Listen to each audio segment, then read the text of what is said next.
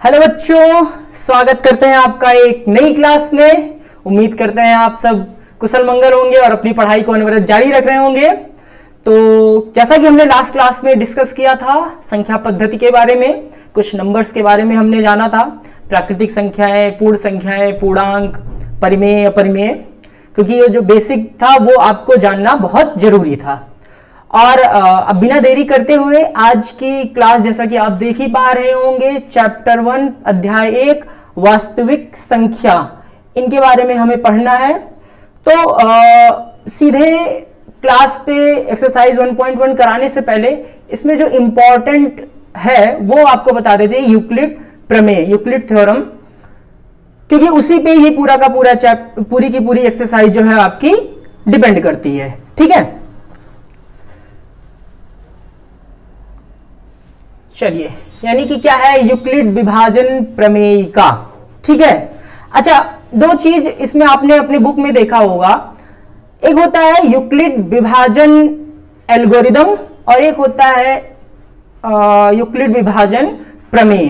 दोनों में बहुत स्लाइड अंतर है, प्रमेयिका और एल्गोरिदम में बहुत माइन्यूट अंतर है। करना क्या है आपको, समझ लीजिए, प्रमेयिका क्या होती है और एल्गोरिदम क्या होता है। एल्गोरिदम ऐसा होता है किसी भी काम को करने का जो एक सिस्टमैटिक यानी कि एक क्रमबद्ध जो ऑर्डर होता है वो क्या होता है, एल्गोरिदम। जैसे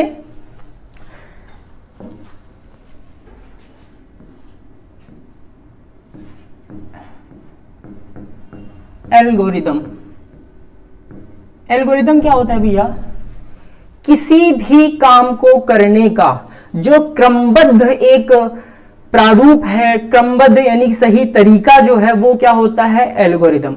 जैसे मान लीजिए आपको कहीं पे जाना है, आपको अपनी बाइक से कहीं पे जाना है, तो उसके कुछ चरण होंगे। मान लीजिए आपको लखनऊ जाना है, आपने डिसाइड किया मुझे लखनऊ सुबह 10 बजे तक पहुंचना है। ठीक है, तो आप क्या करोगे, सुबह उठोगे। ठीक है, सबसे पहले आप सुबह उठोगे, आप तैयार होगे।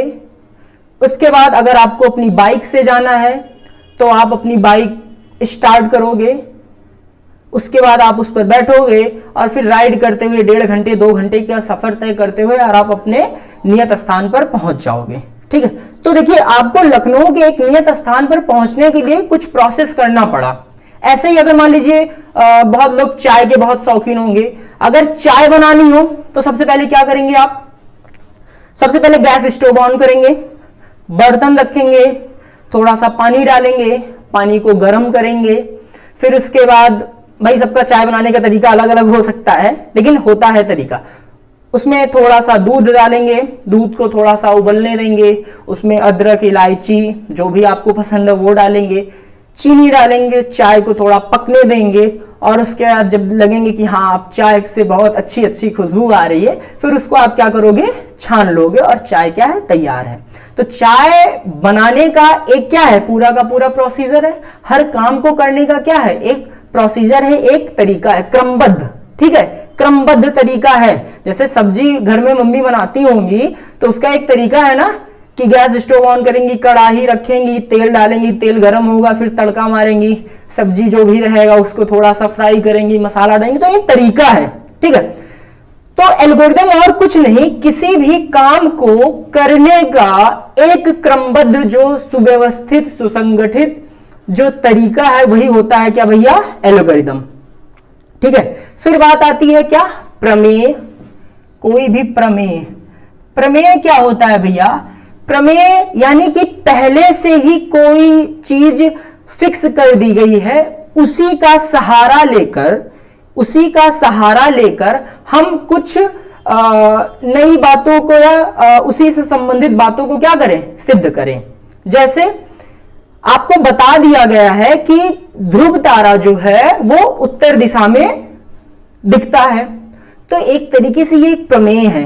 तो रात में मुसाफिर, जब पहले घड़ी वगैरह नहीं होती थी, तो इसी चीज का प्रयोग करते थे कि भैया अगर राह भटक जाते थे, रास्ता भटक जाते थे, तो उनके माइंड में एक बात थी, वो क्या थी कि ध्रुव तारा जो है वो उत्तर दिशा में है। ये तब उनको उत्तर दिशा का क्या हो जाता था, भान हो जाता था, उत्तर दिशा के बारे में उनको ज्ञात हो जाता था, और फिर वो अपने रास्ते को फिर से ढूंढ लेते थे।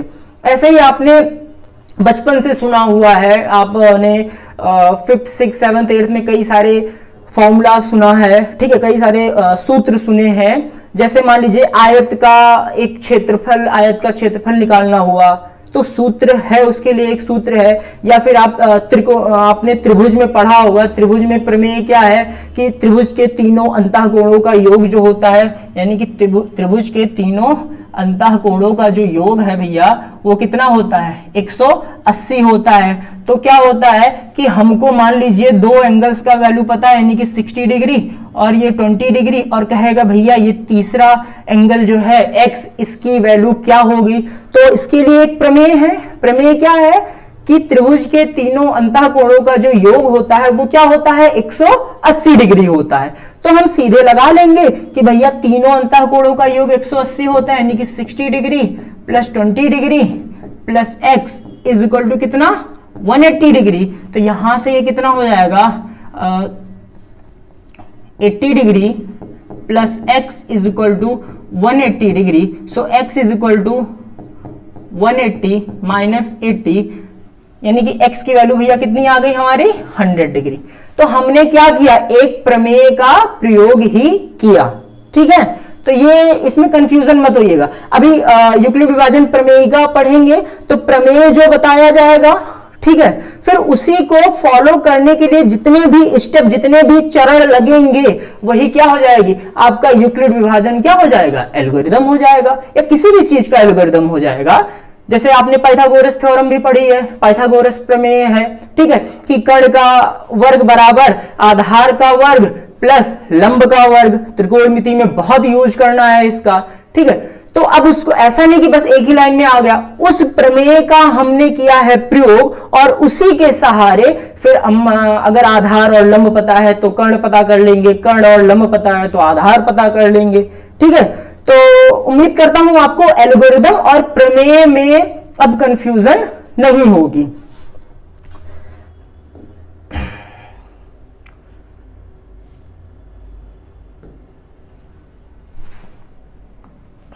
चलिए, अब है क्या यूक्लिड विभाजन प्रमेय का।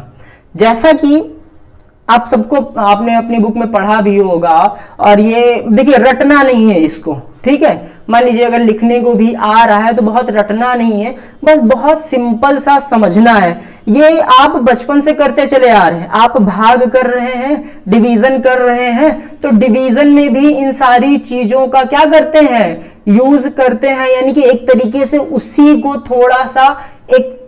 थोड़ा सा मॉडिफाई करके यूक्लिड जी ने प्रस्तुत कर दिया है हमारे पास। तो यूक्लिड विभाजन प्रमेयिका हमें बताती है कि अगर हमारे पास दो धनात्मक पूर्णांक a एवं b है तो ऐसी अद्वितीय पूर्णांक संख्या भी संभव है जो a इज इक्वल टू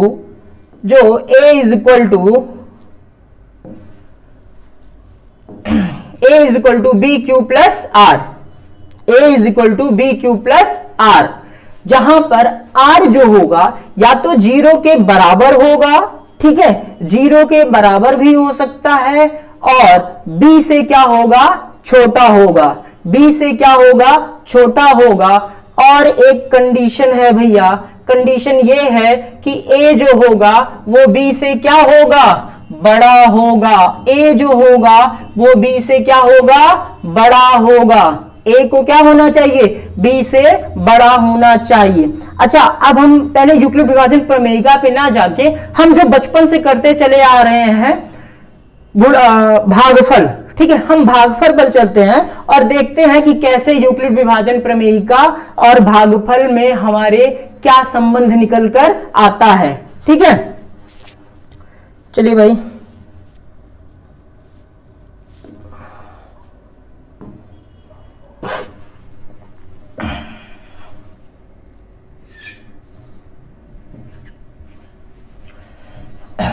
मान लेते हैं कोई भी छोटा सा हम नंबर ले लेते हैं, एक ले लेते हैं जिसमें पूर्ण रूपेण से आपका कैंसिल हो जाए। मान लीजिए लिखा है 64 और इसको डिवाइड कर रहे हैं भैया किससे, एक 8 से। बहुत सिंपल सा। लोग देखेंगे अरे सर ये क्या करा रहे हैं, ठीक है, 8 × 64, ये सिंपल सा काम हो जाएगा, ठीक है। और एक यहीं पर हम लिख लेते हैं 38 डिवाइडेड बाई 5, ठीक है। तो इसमें ये दो छोटी छोटी चीजें आपको देखनी है कि भागफल से कैसे हमारी यूक्लिड विभाजन प्रमेयिका जो है वो भागफल से कैसे संबंधित है। अब देखो यहां पे सीधे आप सबको पता है 8 × 64 माइनस किया आ गया 0, ठीक है। यहां पर भैया अब देखें पढ़ेंगे तो 5 × 7 35 माइनस किया बचा कितना 0 3। अच्छा अब कोई कुछ ऐसे भी लोग हैं क्या जिनको भाजक, भागफल और शेषफल इन चारों में कंफ्यूजन है? देखो दो चीज में तो कंफ्यूजन नहीं होनी चाहिए।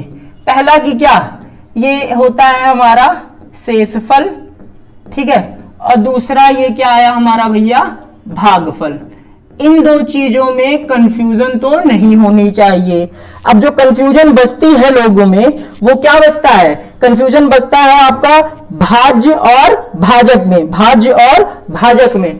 तो भैया ये हमारा क्या होता है, ये हमारा होता है क्या भाजक, ये हमारा होता है भाजक और ये हमारा क्या होता है भाज्य।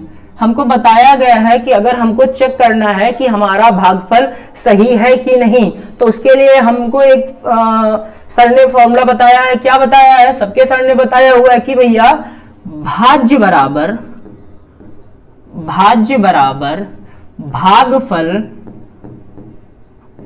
भागफल गुणे भाजक और प्लस में क्या शेषफल, प्लस में शेषफल, ठीक है भैया। यानी कि भाज्य बराबर क्या होता है भागफल गुणे भाजक प्लस शेषफल। तो चेक कर लेते हैं भाई, ये तो सिंपल सा देख रहा है। अगर इसी को चेक करें तो हमारा भागफल कितना है भैया 7, यानी कि भाज्य हमारा कितना होना चाहिए, ये है 38 इज इक्वल टू, यानी कि 7 गुणे भाजक क्या है 5 प्लस शेषफल कितना है 3। तो भैया आ गया ना 38 बराबर के किसके 38 के, ठीक है। अब चलो यूक्लिड विभाजन प्रमेयिका पे। अभी कहोगे अरे सर इसमें नया क्या कर दिया इन्होंने, बात तो वही है, ठीक है जी हाँ। बस सिर्फ नाम देख के आप लोग थोड़ा सा घबरा जा रहे हैं, आप लोग थोड़ा सा नाम देखकर घबरा जा रहे हैं। अच्छा वहां पर भी देखो क्या होता है, जो भाजक होता है, ठीक है, भाजक जो होता है वो हमेशा भाज्य से क्या होता है छोटा होता है। भाजक जो होता है वो हमेशा भाज्य से छोटा होता है। अब यूक्लिड विभाजन प्रमेयिका में क्या हो जाएगा, आर तो हमारा एक तरीके से हमेशा क्या रहेगा भैया शेषफल रहेगा, आर हमारा क्या रहेगा शेषफल रहेगा, और क्यू जो रहेगा हमारा एक तरीके से वो भागफल रहेगा, और बी जो रहेगा बी हमारा क्या रहेगा भाजक रहेगा। जैसे देखिए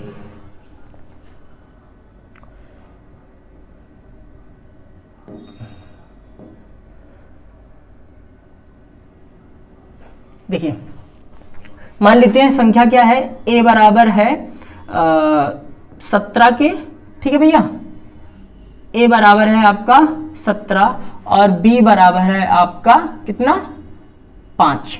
a बराबर 17 और b बराबर कितना है 5, ठीक है। तो यूक्लिड विभाजन प्रमेयिका क्या कहती है, a is equal to B Q plus में क्या r, ठीक है, a is equal to B Q plus में r, ठीक। अब देखो a हमारा क्या है 17 है, b से क्या है बड़ा है, ठीक है। सिंपल सा आप डिवाइड कर लो, तो 17 को अगर 5 से आप भैया डिवाइड करोगे तो आएगा कितना 5 तिहाई में 15, तो माइनस किया आएगा भैया कितना 2, माइनस किया आएगा कितना 2। यानी कि अगर यहां पर लिखेंगे तो a इज इक्वल टू क्या हो जाएगा, आपने भाग कितना किया है 5 गुणे में 3 प्लस में क्या भैया 2, 5 गुणे में 3 प्लस में 2, ठीक है।